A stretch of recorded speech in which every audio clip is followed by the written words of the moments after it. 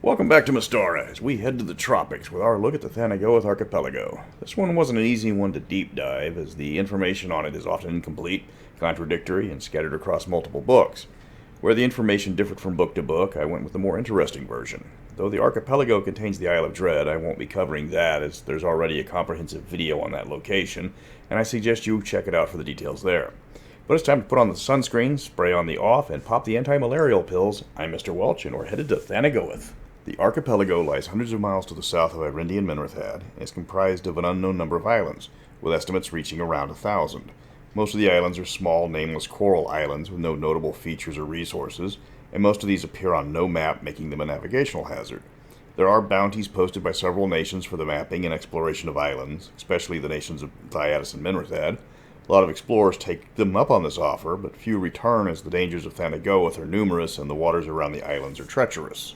There are a few named islands on the archipelago, which of course the Isle of Dread is the largest and the most famous. Karawa and Kisawa are the next largest, to the west and the east respectively. Cyclops Island is the furthest west of all the islands, given its name by the massive and active volcano that dominates its topography. Some islands are named for their primary inhabitants, like Giant's Island, Hydra Island, or Scorpion Island, others for their discoverer, like Griff's Island. Not much is known about most of the islands, as the explorers rarely venture on land. Rather, they just chart the coast and sail off. The reason for this cursory glance is the islands and their inhabitants tend to be quite dangerous. The biggest prize for anyone exploring the archipelago is finding a natural harbor large enough to support a colony, preferably on an uninhabited island. A port that can serve as a staging or resupply depot for ships making the long journey to Divania would be invaluable to the merchants of Minrithad or the admirals of Thanegioth. The biggest problem is that the harbor would need to be self-sufficient, and even if it was clear of hostile humanoids or monsters, the tropical diseases would still take their toll on anyone living there. There are only a few human and humanoid settlements in the archipelago. While there's hundreds of islands, few can support life. Descendants of Terranoans have settled some of the larger islands, though they tend to be few in number, concerned only with fishing and farming on their island. Pirates number in the thousands, preying on the various explorers and merchants headed to Divania, as well as raiding Tanaroan villages for slaves that they will then sell to the Thaetians. Tanaroan slaves fetch high prices in Ochalia, and even higher prices if the slavers can make the long trip to Hadius. The biggest threat in the Thanegioth archipelago for ships are the Karakara. Take one part orc, one part predator, and throw in the cast of Stomp, and you've got the Karakara. Cousins of the orc race, they are green-skinned nautical humanoids that love raiding villages and shipping all over the archipelago. They travel around on war rafts and create magical effects with their war drums that give them an advantage when they attack anyone.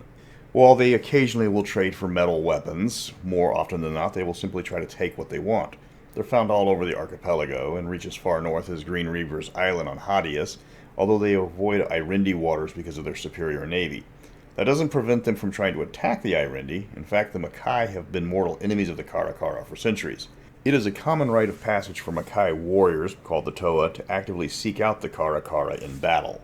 Thaetians, Minrithadians, and freelance privateers seek out Karakara villages and pirate havens for destruction regularly. The Karakara can move their village at almost a moment's notice, and their villages contain no permanent buildings. Survivors of a raid will simply relocate and build a new village there. The pirates are less mobile, so when a pirate haven is burned, it stays destroyed.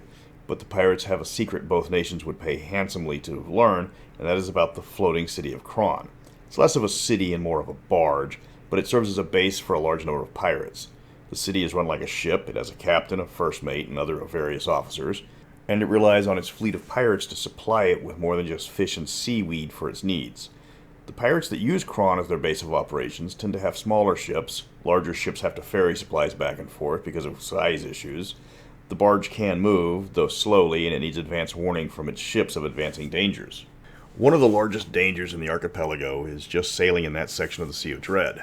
Navigational hazards include shallow reefs, uncharted sandbars, and beaching on an unknown island in the middle of the night. Accurate maps showing the routes through the archipelago are rare and highly sought after. Minrithad pays captains handsomely that can chart a path, and if they don't sell their maps, they will be more than happy to acquire the maps through other methods. Boats with a shallow draft are preferred by explorers in the archipelago. It reduces the chances of striking a reef or sandbar, and allows for an easier time getting through the treacherous waters. The only problem with using these ships is they don't fare well in the frequent storms that savage the region. The archipelago is famous for the large tropical storms that frequent the waters. Gales and hurricanes are common through most of the year, and even in the winter the region sees frequent storms. Most of these storms only threaten smaller ships, though the hurricanes can founder even the largest merchant vessels. The natives of the area are used to sudden changes in weather, and so are rarely found in open ocean if they know of dangerous weather forming.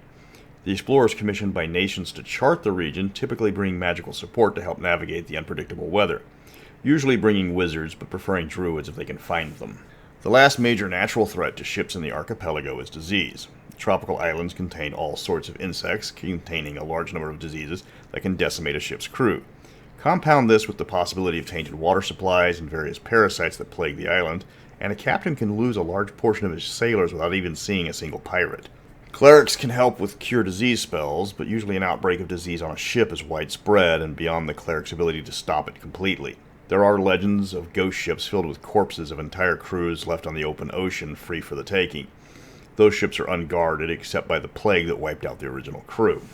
The monsters that threaten adventurers in the area are numerous, from the ship-swallowing marine leviathans to the much more common elemental threats of the Kalmaru. The region has a large number of undead for some reason. Legends say it was because of a lost empire that sank beneath the waves during the elemental chaos after the Great Rain of Fire. Aerial monsters like griffins or wyverns are a menace, and there's a few dragons native to the area, though they normally don't attack ships as there's nothing left for them to take if the ship sinks. The archipelago was intentionally left vague by the designers, so you have a place where you can always explore. They give you the name of the islands, but little information on the chain specifically. If you need a lost kingdom, place it in the archipelago. You want to carve out your own nation for your quest for immortality? Lots of real estate available. The region was left blank on purpose. I gave you the details that we do know, so it's up to you to fill in the rest. Next week we are looking at the Western Alliance, the powerful political force that rose after the events of Wrath of the Immortals, where the smaller nations banded together in case either empire decided to make their borders just a little bit bigger. But until then, Godspeed, Pablo, and thanks for all the tacos.